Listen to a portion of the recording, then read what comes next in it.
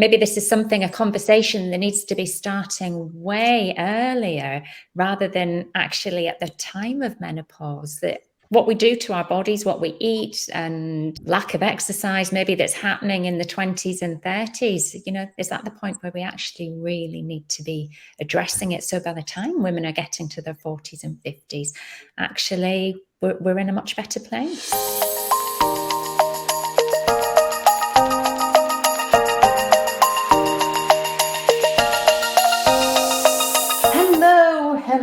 Hello. Thank you so much for joining me, members of the collective, as we talk about menopause. No surprise there. But today we're talking about women toughing it out. And here we have at our disposal the font of all knowledge, the Menopause Collective, here to help. Thank you to Nicki, our wellness coach, to Jacquie, our hypnotherapist, clinical hypnotherapist, Tamar, our counsellor, and Claire, our natural medicine woman. And shall I mention myself? I probably should. I'm Philippa, and my magic is in my movement. And so how I help you to move more and feel a whole lot better before, during, and after menopause. So no more toughing it out alone. Let's not put up with stuff. Let's not shut up. Let's find out all the different things that we could do to create balance, optimal health and positivity. And I'll tell you why we're talking about this, girls, because, that was what I did. I absolutely thought that was my only choice. There's nothing I can do. I've just got to put up with all this stuff that's happening to me. And I've come to learn through being associated with you wonderful women that was my fault. And I could have chosen differently, actually, couldn't I, Jacquie? Well, precisely. I mean, every thought that we have, it really does boil down to a choice. We can choose which way we take it. We can either go with a path that might lead us down a stressful route with our thought, or we can take a different choice and find a place of acceptance, perhaps, or one where we can move forward a little bit more positively. But ultimately, if our thought is providing a stressful outcome, it's going to exacerbate whatever it is that we're feeling. We are going to feel it in our body and in our mind. Yeah. So rehashing stressful situations, going over old ground in your mind is exacerbating the situation. So, this is sometimes a conundrum for me, that we want to have these conversations, and so that people are aware that some of the things they might be experiencing could be due to these hormonal fluctuations around menopause time.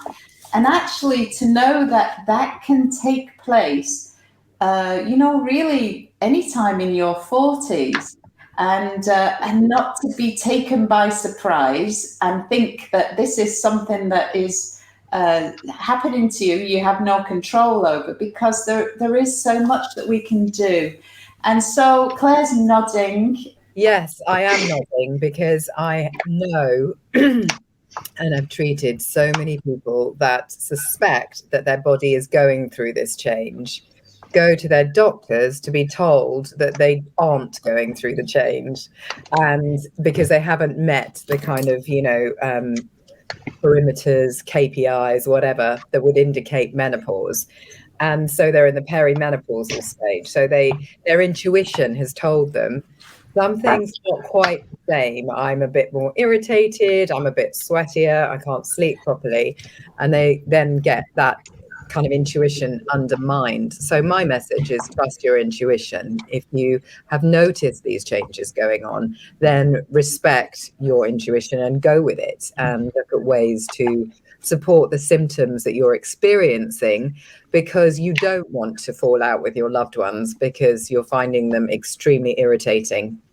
It's not actually them. And I think a lot of people rush out and point the finger and make massive life changes and think they can't put up with situations anymore because there's an internal whirlpool going on inside of them. And so it's much better to pay heed to the physical body and the emotional body and spiritual body, calm everything down before you make any life-changing decisions. So action can go a very long way to alleviating this discomfort. That's my message. Yeah, and I mean that is a story that you hear over and over and over again. That it's the hormonal levels are not right, wrong, whatever.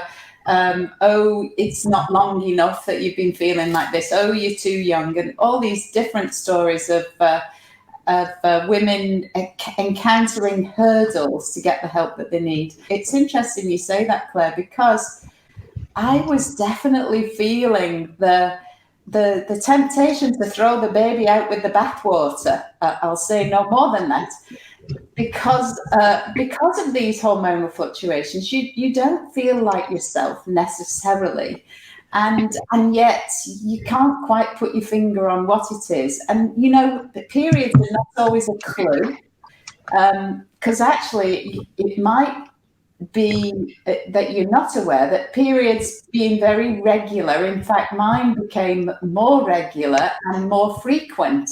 So it wasn't, you know, the periods are not always giving us clues about what's happening. So it is a conundrum of a compilation, if you like, of symptoms that kind of come together to make this perfect storm that is menopause. And once we've worked that out, I think that's the key thing. Can I just say, somebody's banging a bit on something.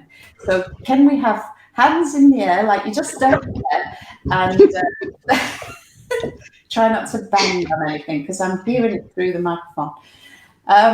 So talking about that, what did I just say? Something to do with once you've worked out, this is what's going on. How can we get to that place of positivity and optimal health for women? Tamar, what would you say to us at this point? So I'd be a little bit careful with the word positivity because it can go too far and become toxic positivity, because sometimes everything is a bit shit and it's okay that it's a bit and we're not happy with things, and trying to force positivity when you're not in a great place can sometimes be really detrimental. So I would say we don't make any permanent decisions based on a temporary situation. I know 10 years is not necessarily temporary, but you know, so there's something around sort of being congruent with how you're feeling. And you know, today is not a great day, but maybe communicating that with the people around you, going, look, I'm struggling a bit today, you know, forgive me if I'm a bit short with you, or you know, at the end of the day I'll apologize for anything that I've done, I'm going to do my best. And it's about communicating how you're feeling and expressing your needs. And that's not necessarily just a menopause thing, that's a relationship thing. I need you all just to leave me alone today because it's not a great day, you know, and that's perfectly valid to ask that, and woe betide anyone that doesn't. But you know, it's about expressing your needs and being clear about how you're feeling, and not just keeping quiet and suffering in silence, because that's not helpful either. No, I think we have said that before, haven't we? Undoubtedly, those clear channels of communication, keeping them open is helpful. But a bit like the boy who cried wolf, you know, when I was not sleeping every night for quite a long time, people get a bit sort of deaf to that. I'm so tired again today sort of message. But that, you know, and again, that was me sort of not even realizing that hormones could do that to you.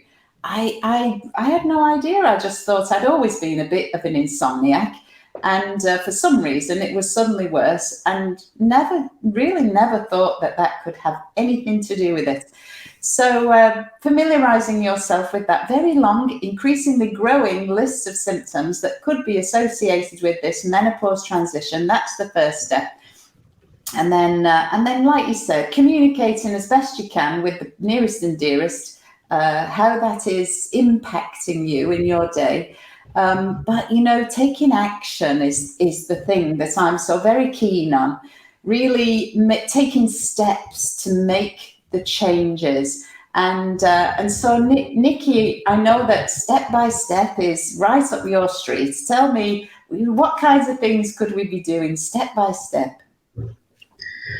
Yeah, I mean, we've touched on already, I think, quite a lot of the key challenges really around. I mean, it goes back initially, doesn't it, to kind of the education and the lack of awareness for women about actually, what is happening to them. And then we can kind of move forward from that into the fact that there's still so much stigma and taboo around menopause itself, that even once you recognize what's happening to you, you can still be a little bit reluctant actually to have conversations or kind of necessarily to sort of reach out in terms of what's going on. And then we have the other side of things for women in terms of the culture that we have as women, which is basically just, I've just got to get on with it. As women, we kind of take so much on board. We take all the responsibilities on board that very much it's the case of it's just another thing that we've kind of got to deal with. So a lot of the challenges to actually taking action and taking some of those first steps is cutting through some of those things initially, I think. Once you're able to cut through some of those things, then it becomes a question of how much do you look to do yourself, and at what point do you look to kind of take the step to reach out for some help and support. Obviously I've spent a huge amount of time, as I'm sure all of us do on this call, being hooked into what's out there in the universe, on the internet. There's books, there's podcasts, there's Facebook groups, there's all sorts of stuff that you can Google, and it can become kind of quite overwhelming really when you look at it all, and some of it actually is quite contradictory. And so sometimes you can try and take a step and say, right, I'm going to sort this out myself. But actually you start getting contradictory information back, and then you don't know where to turn. So, there are some steps that you can take around, looking into it yourself and seeing what you can do. And then there are other steps that you can take around contacting a GP if you want to talk about sort of, going down the HRT route or some other route, or the steps that you can take in terms of, contacting other professionals, whether it be, a health coach like myself, whether you might want to talk to a nutritionist, or whether you want to talk around natural medicine or hypnotherapy, or all the different elements that you feel you might need specific help with. Yeah. And that's really what prompted us to get together, isn't it? I think to be able to try and offer evidence-based approaches that people can tap into, but also natural medicine is something that we what is somebody got ghosts there at their house? I don't know what it is. It's like somebody's doing on the table. Is there anybody there? Sorry, I was talking about natural approaches, because there is a little bit around, there's no evidence for this. Acupuncture is one thing that still we talk about a lack of empirical evidence, but then cures that have been around since your granny was a kid, before we could afford to go to the doctor, when we had to heal ourselves and rely on plants and herbs and whatever we could grow in the garden.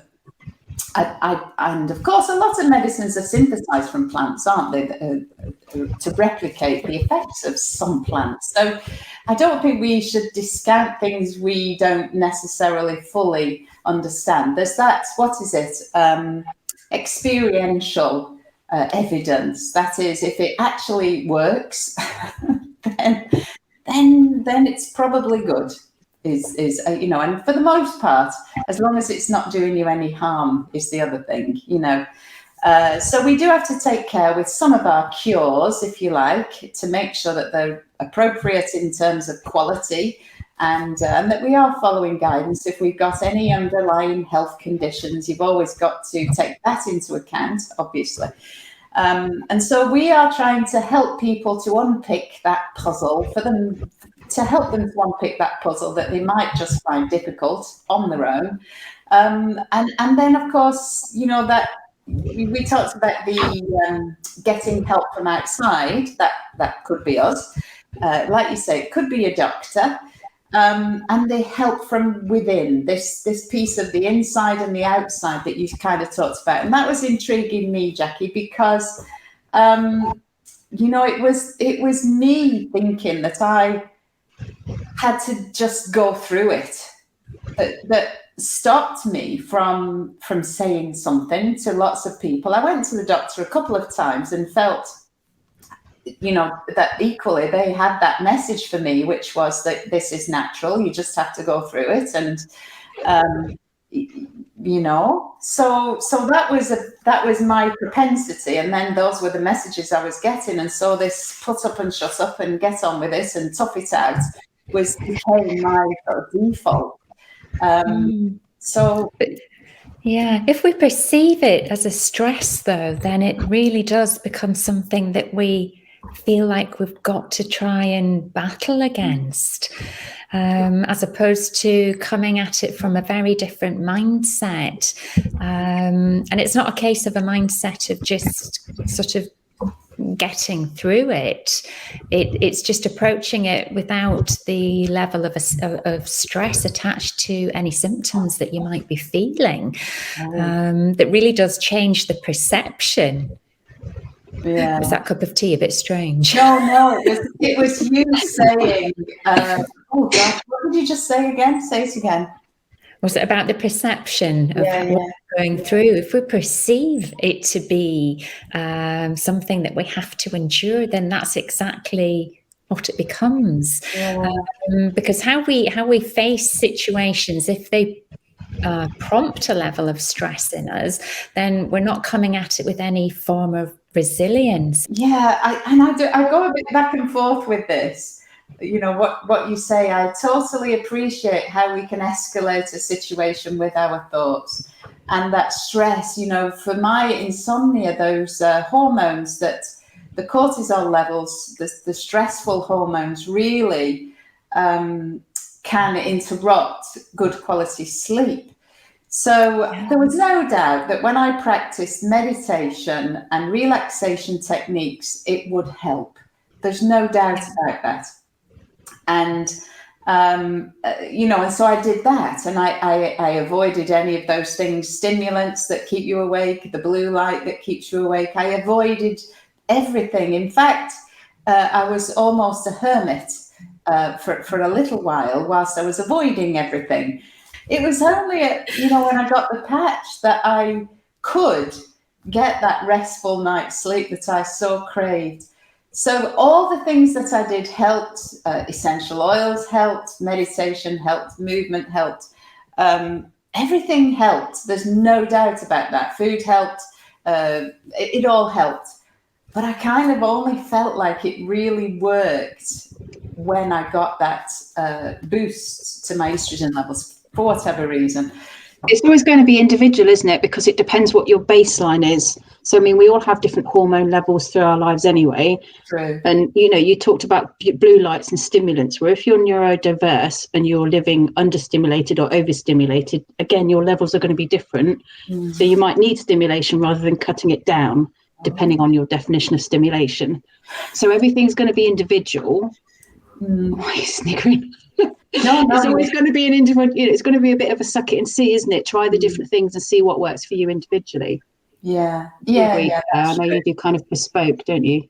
Yeah. So internally, we're trying not to take ourselves down the rabbit hole of negative thought spirals. And there are lots of positives when your periods stop. Of that, there is no doubt. And so, Claire's the expert in how to embrace our changing, evolving womanhood. So give us some, what's the word? Something to look forward to, Claire. What, in this final kind of stage of our lives, which I always say on these calls, which is kind of like the last roll of the dice. It's not. But it kind of is where you stop making apologies, we grow up, we've all been born into a world which the emphasis is on the way we look, you know, very materialistic world, you know, where you're supposed to have it all. You're supposed to be able to have children, a job, look amazing, you know. Jerry Hall said, didn't she? You have to be this and a slut in the bedroom and a chef in the kitchen and all this kind of stuff and hold it all together. And so there's a lot of demands on us as women, and we often fall short. And we fall short, and we get the kind of, you know, the media make sure that we constantly feel like we're falling short as well by, you know, giving us all these images of all these people that, you know, are apparently now in their 60s and 70s and look like they're, you know, 30. And so people get to this point with menopause where they're like, oh, I don't want to go through it. I don't want to admit I'm that old, that my body is changing. And so there comes a denial element with it, not wanting to be part of it. And there is so much negativity around it. You know, it's, you know, and dare I say, it's like witchcraft, you know, there's just so much negativity and fear over what's going to happen. Are you going to dry up? You're not going to, you know, suddenly become very masculine, you know, is your body going to stop working? And, you know, if you don't get your balances right, some of those things will happen, but they don't have to happen. And I'd just say that the opportunity that it presents is to get it right, to stop making apologies for relationships that no longer work, jobs that no longer suit, etc. You know, if you're in an environment which can't support you through this change, then it's not the right environment for you. Maybe the environment needs to change rather than you. And this is kind of like another way of looking at it. And in terms of natural medicine, yes, there's thousands of years of empirical evidence of, you know, natural medicine working. And what upsets me, as I can imagine you would think that, is the fact that when they can't get hold of the patch or the HRT, because there is indeed a shortage at the moment, people get given antidepressants instead, just to kind of, you know, manage their mind through this.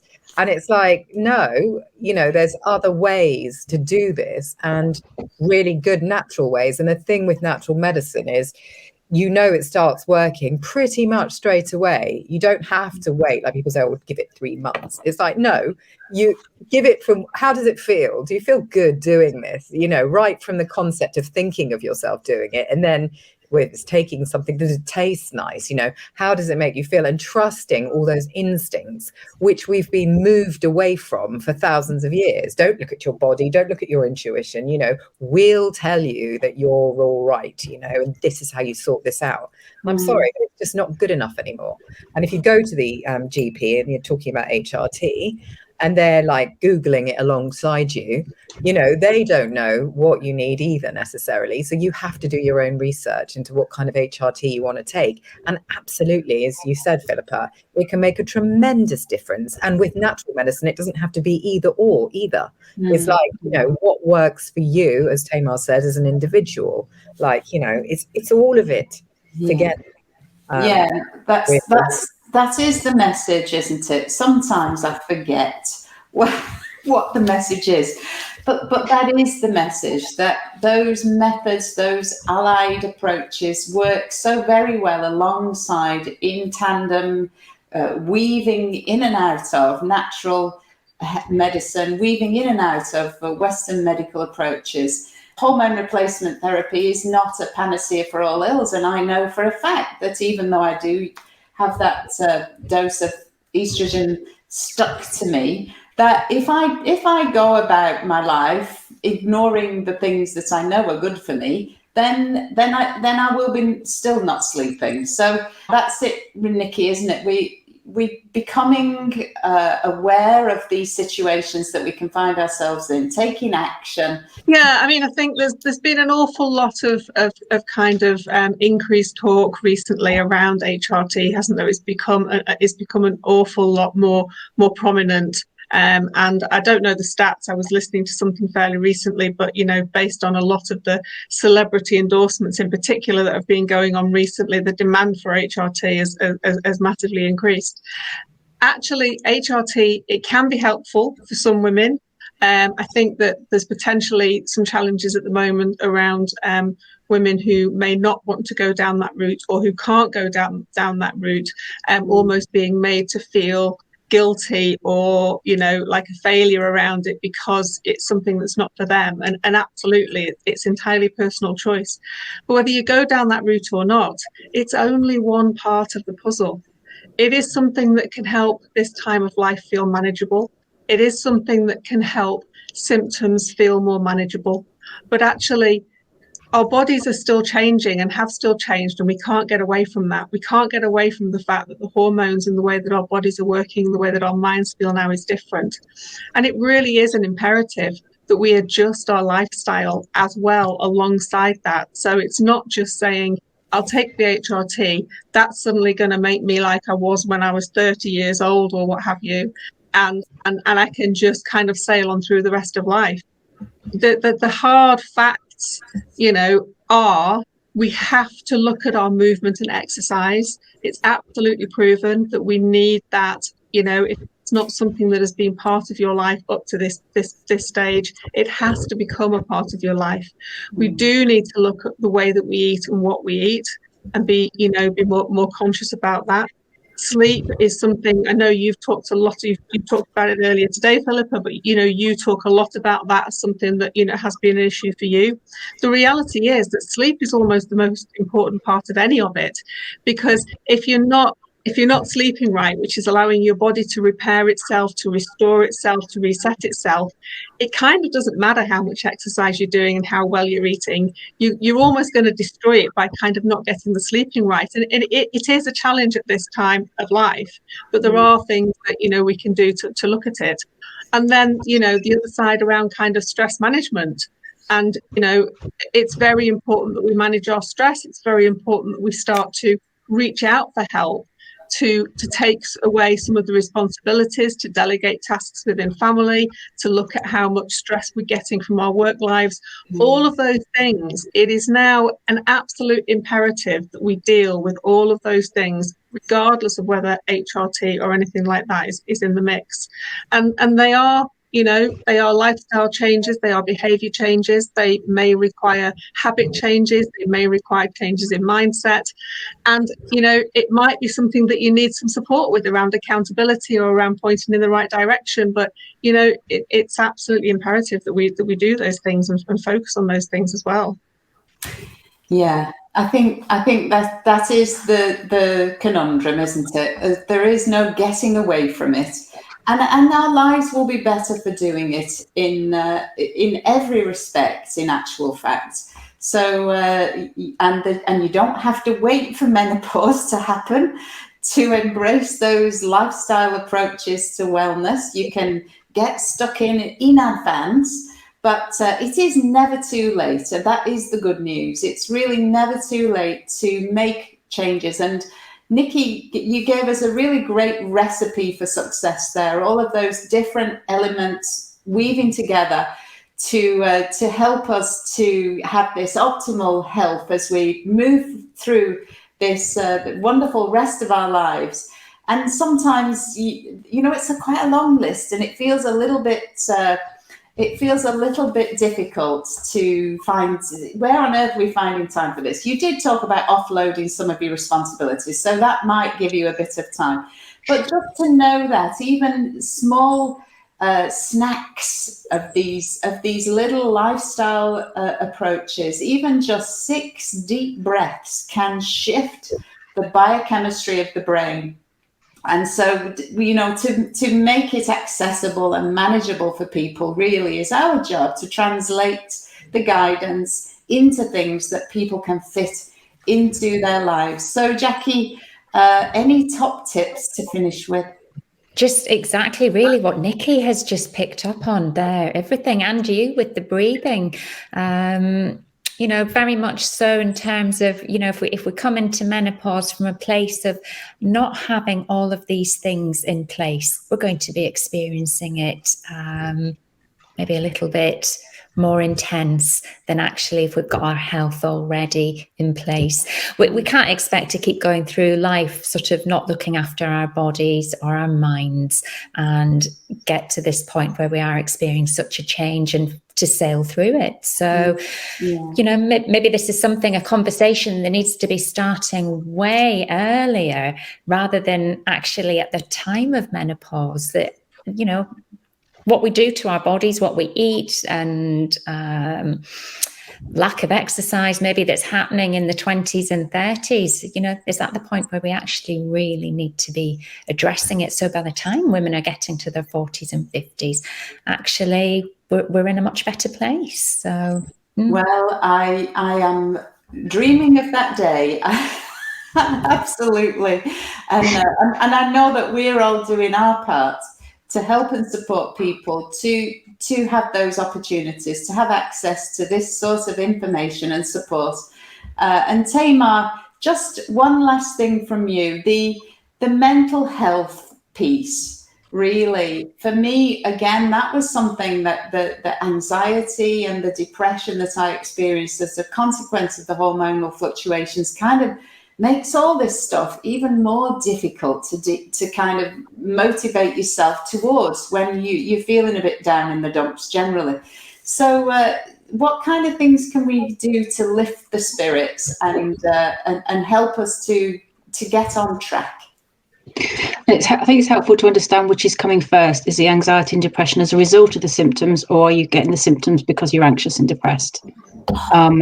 So there's things around, you know, self-care is always a core issue in anything that we talk about. So it's about what do you need physically? So we've talked about exercise and good food. So what are you doing for your body? What you're doing for your support network? You said about offloading some of your responsibilities or expressing your needs and asking for what you need.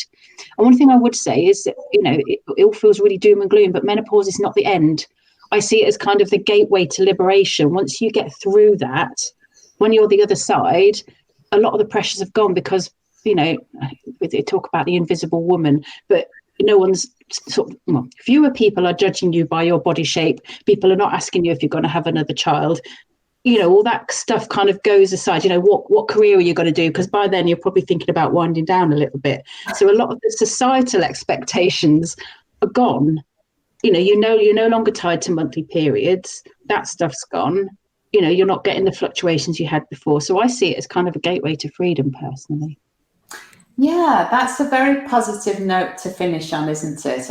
We're passing through a gateway to freedom.